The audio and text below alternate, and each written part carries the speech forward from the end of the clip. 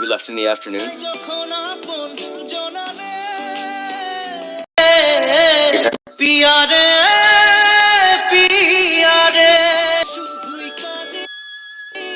আপনারা জানেন আমরা বেরিয়েছি বিকেলবেলা, পৌঁছেছি অনেক রাত্রে।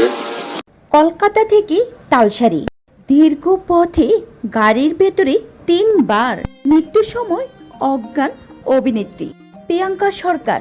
পাশে বসা আছেন মেগাস্টার প্রসেনজিৎ আর ঋতুপর্ণা।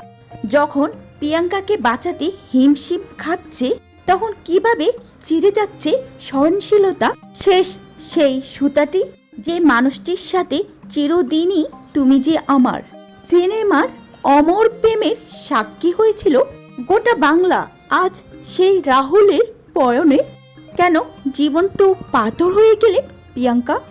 তালসারি থানায় অভিযোগ করতে গিয়ে কেন বারবার লুটিয়ে পড়ছিলেন তিনি?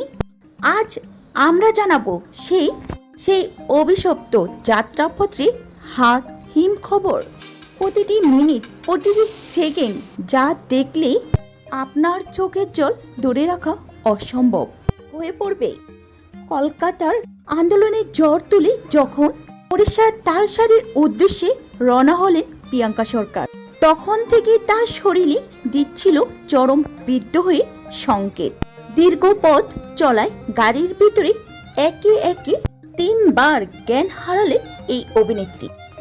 পাশে থাকা প্রসেনজিৎ আর ঋতুপর্ণা তখন দিশেহারা। কিভাবে সামলাবেন এই বিধ্বস্ত প্রিয়াঙ্কাকে? রাহুলের মৃত্যুর পর থেকে মানসিকভাবে বিধ্বস্ত ছিলেন প্রিয়াঙ্কা সরকার। কলকাতার প্রাথমিক আইনি প্রক্রিয়া শেষ করে যখন তিনি তালসারির উদ্দেশ্যে রওনা হন, তখন থেকে তার শরীর সায় দিচ্ছিল না। কলকাতার বিক্ষোভ সমাবেশ চলাকালে প্রিয়াঙ্কাকে দেখা যায় তার টলমল অবস্থা। তিনি দাঁড়িয়ে থাকতে পারছেন না, যেন এখনই পড়ে যাবেন। তালসারির উদ্দেশ্যে যখন প্রিয়াঙ্কা রওনা হন, তখন গাড়ির মধ্যে 3 বার অজ্ঞান হয়ে যায়।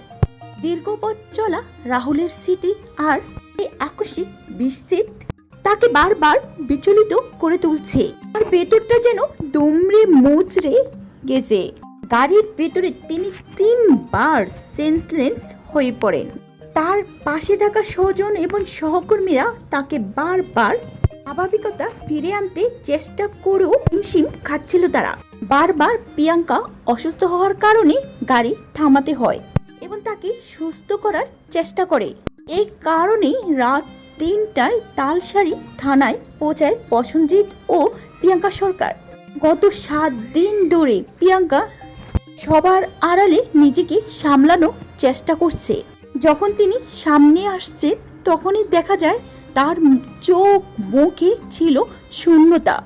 প্রিয় মানুষের মৃত্যু তাকে কতটা ক্ষত বিক্ষত করেছে তা তার টলমল হাঁটাচলা দেখেই স্পষ্ট বোঝা যায়।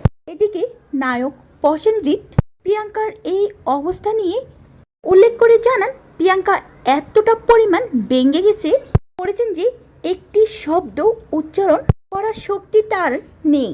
বারবার অজ্ঞান হয়ে যাওয়ার কারণে তিনি শারীরিকভাবে অত্যন্ত দুর্বল হয়ে পড়েছেন।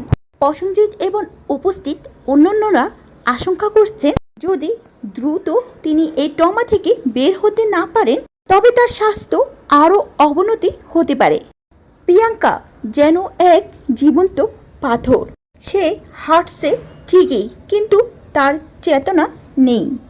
আজ যেন প্রিয়াঙ্কাকে দেখে সেই বিখ্যাত সিনেমাটির কথা মনে পড়ে যায়, রাহুল ও প্রিয়াঙ্কার চিরদিন তুমি যে আমার ছবির প্রেমের শেষটা যতটা করুণ ছিল, আজ প্রিয়াঙ্কার অবস্থাও ঠিক ততটাই করুণ। প্রিয়াঙ্কার এই শেষ জার্নি হাসপাতালের করিডোর আর থানার দোরগোড় এসে থাকবে তা মেনে নিতে পারছেন না অনুরাগীরা।